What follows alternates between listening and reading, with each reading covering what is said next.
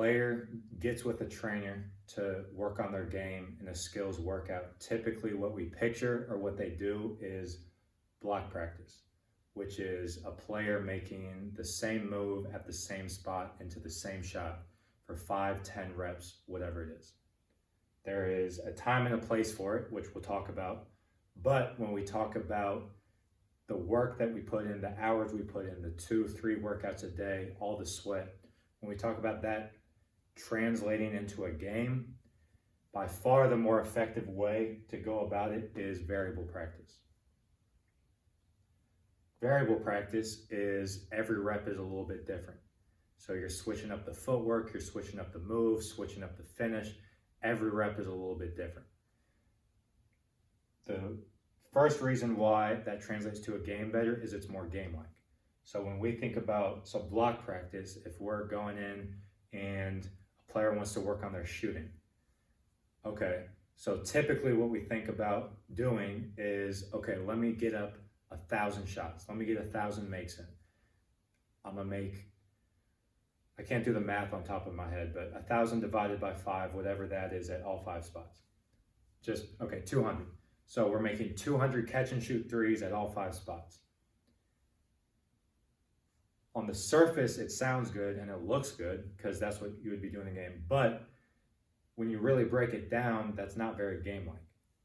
Because in a game, you're not going to stand here, catch, shoot, and then stay here and catch and shoot 200 times. In a game, what you're gonna do is catch, shoot, and then go play defense, and then go switch on a pick and roll, and then go box your man out, and then go rebound, and then go run in transition, and then maybe you get that second catch and shoot 3 right away, or there's a couple possessions in between. So what variable practice does is prepare you for that. It's more game-like because every rep is a little bit different.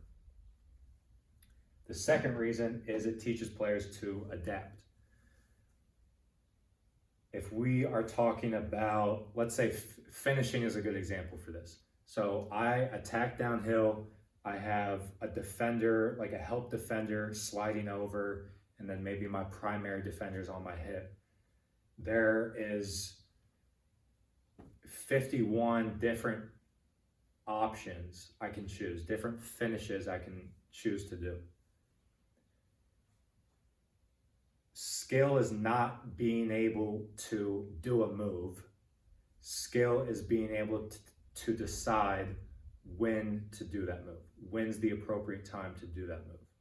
So if we think about every solution as the solution space, so this big circle, and inside of here is every single finish that is a possibility.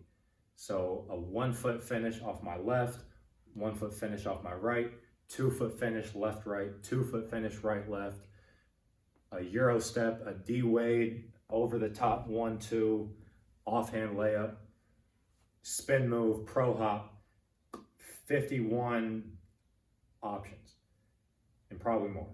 So all of those solutions are in this space, the solution space.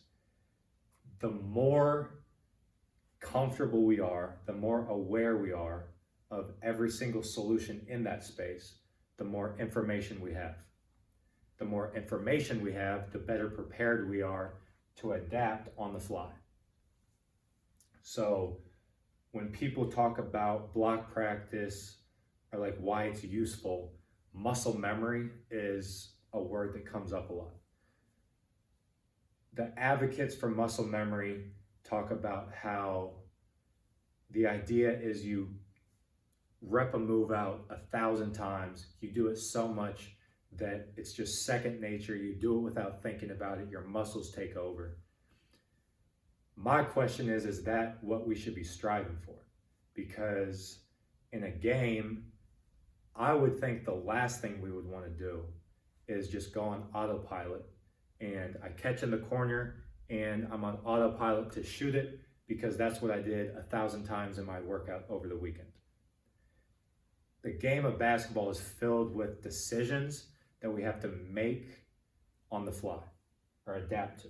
I catch in the corner the defender is closing out, do I have enough time to shoot it?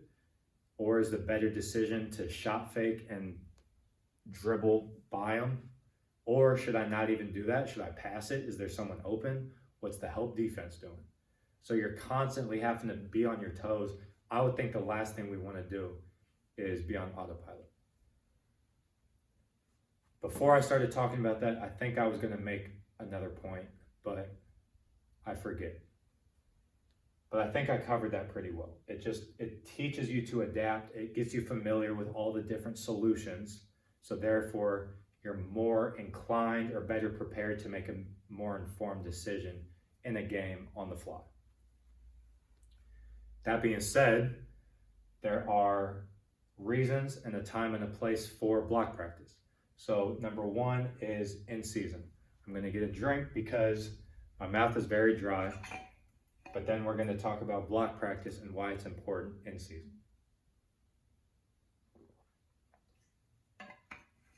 So the science talks about the research or whatever says that variable practice is more effective. That being said, basketball training is a science, but it's also an art. We're not working with robots, we're working with human beings. So there's a psychological factor to it.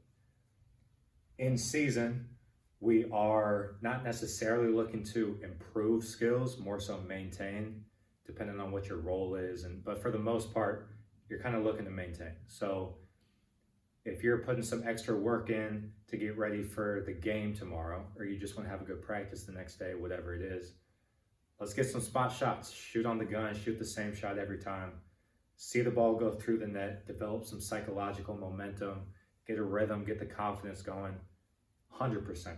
So in season is great, also for beginners. So if someone is just learning how to shoot a basketball, they're still learning and figuring out what technique is best for them. Should I put my elbow here? Should I release it from my eyebrow? Am I more comfortable up here? They're still figuring things out. So if we do block practice with beginners, there's already going to be some inherent variability. So there's no reason to add more. They can shoot the same 10 3-pointers at the same spot. Each one is going to be a little bit different because they're still tweaking with the technique.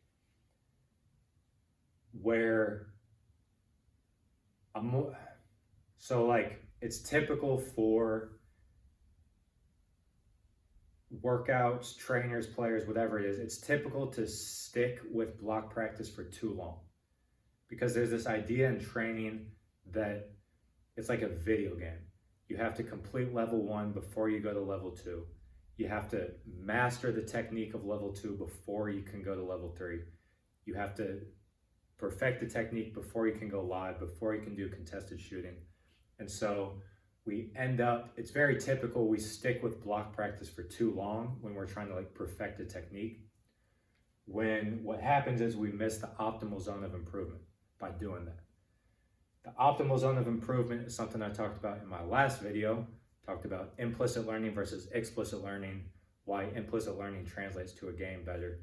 And in that video, we talked about the optimal zone of improvement.